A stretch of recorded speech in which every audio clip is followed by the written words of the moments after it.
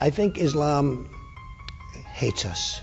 There's something there that there's a tremendous hatred. They can do same-sex marriage. And I think in one of these, I can't remember which one, but in some of these denominations, you could become a pastor or a priest and be homosexual.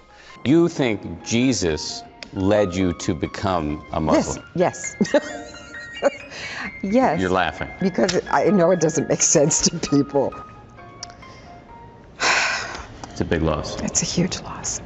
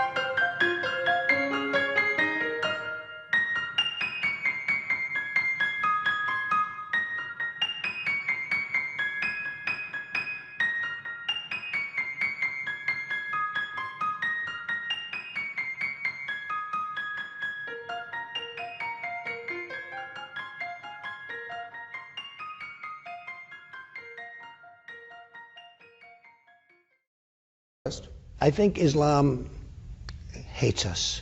There's something there that there's a tremendous hatred there. There's a tremendous hatred. We have to get to the bottom of it. There is an unbelievable hatred of us. In Islam itself? You're going to have to figure that out, okay? You'll get another Pulitzer, right? But you're going to have to figure that out. But there is a tremendous hatred, and we have to be very vigilant. We have to be very careful, and we can't allow people coming into this country who have this hatred of the United States. I guess the question is, and of people that are not Muslim.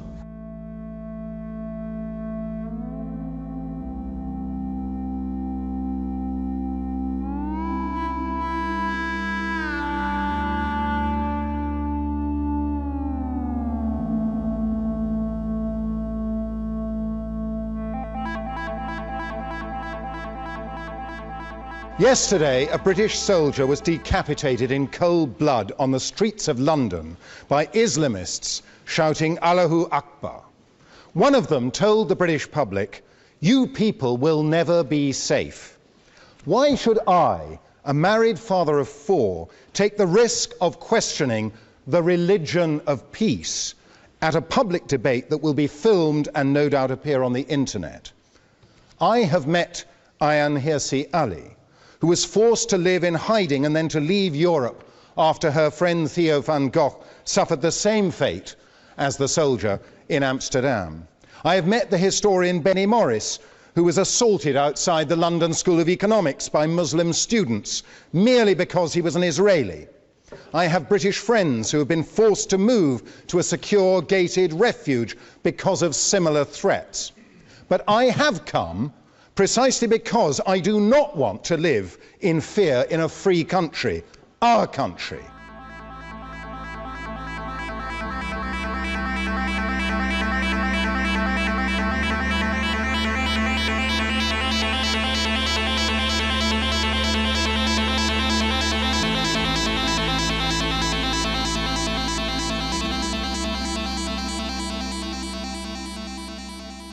And next thing you know, you could feel. Next thing you know, I was standing right between 2 elevators and just got knocked about 3 feet to my left. Hit the wall. Everyone ducked down on the ground, and then all of a sudden, the entire 44th floor is just engulfed with smoke.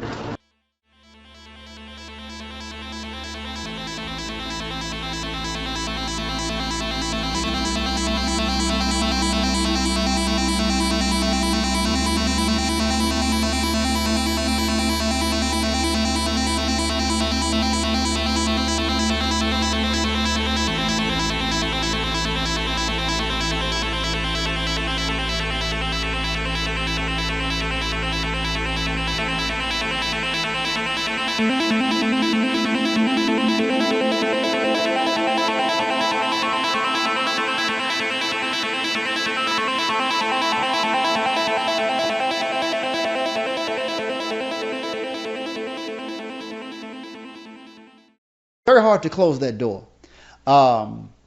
Then the Anglican Church, they okay same-sex marriages. The Presbyterian Church, at least in USA, same thing.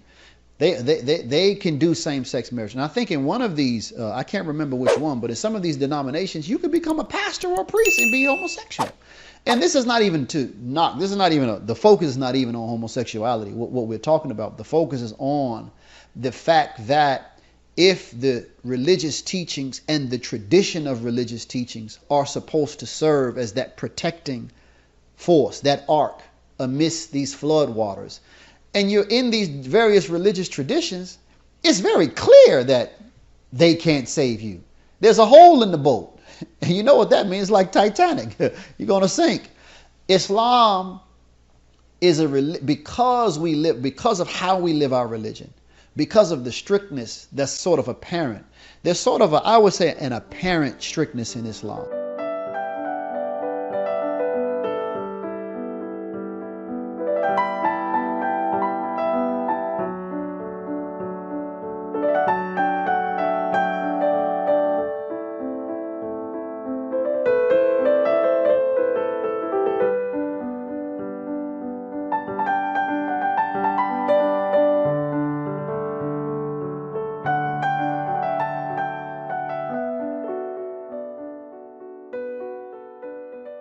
Came with such clarity and such power that I could understand it as nothing else but an invitation from God. You think Jesus led you to become a Muslim? Yes. Yes. You're laughing. Because I know it doesn't make sense to people. In Islam, Jesus is viewed as a prophet. Yes. Not as the Son of God. Yes, you're right. So yours is a radical rethink of the Christian scriptures, a rethink that a lot of people would call heretical. Yes, and do. Loudly.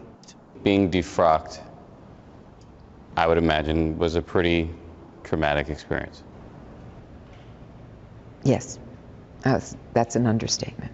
To imagine not being involved intimately in the lives of believing people, helping them understand their relationship and calling, baptizing babies. It's a big loss. It's a huge loss.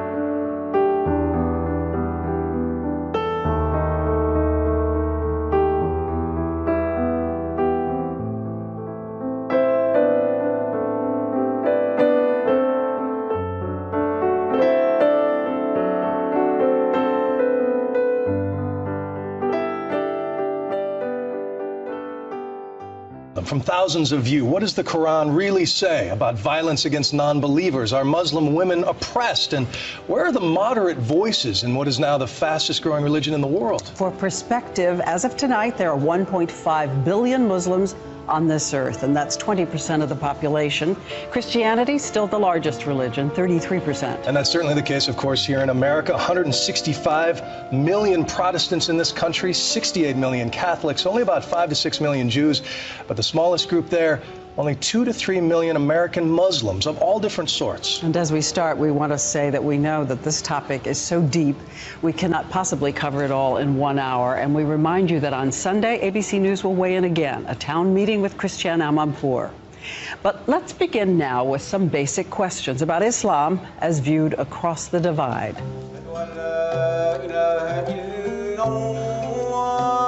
American Muslims giving an answer. Get to know us. We're just like everybody else. Being a Muslim in America, in my opinion, doesn't make me any different than anyone else. I grew up in the United States. I've never, lived anywhere else. I don't know what other identity I could have. 110% American.